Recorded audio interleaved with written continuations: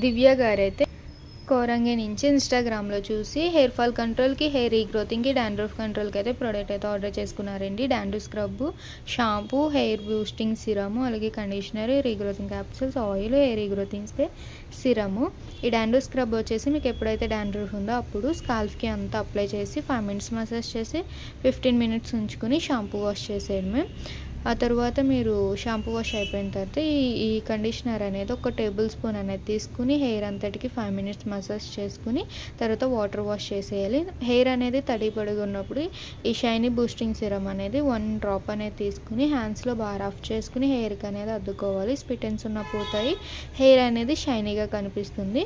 Oil మీరు ఎలా use చేస్తారో అలా యూజ్ చేసేయచ్చు, కానీ ఈ రీగ్రోతింగ్ క్యాప్సూల్స్ అన్నీ కూడా ఈ ఆయిల్లో మిక్స్ చేసి యూజ్ చేస్తే రిజల్ట్ ఇంకా బాగుంటుంది. లేదు క్యాప్సూల్స్ ఓన్లీ డైరెక్ట్గా కూడా యూజ్ చేయొచ్చు. ఐబ్రోస్కి అయినా, హెయిర్ లేని చోట అయినా సరే అప్లై చేసుకోవడం వల్ల హెయిర్ రీగ్రోతింగ్ అనేది అవుతుంది. ఈ హెయిర్ రీగ్రోతింగ్ స్ప్రే అయితే కనుక డైలీ నైట్ పడుకునేటప్పుడు స్కాల్ఫ్కి 5 చోట్ల స్ప్రే చేసుకుని 5 మినిట్స్ మసాజ్ చేసుకుని పడుకోవాలి. ఒకరోజు ఈ హెయిర్ రీగ్రోతింగ్ స్ప్రే చేసుకుంటే ఇంకొక రోజు ఈ సిరమ్ అనేది స్కాల్ఫ్కి అప్లై చేసి 5 మినిట్స్ మసాజ్ చేసుకోవాలి.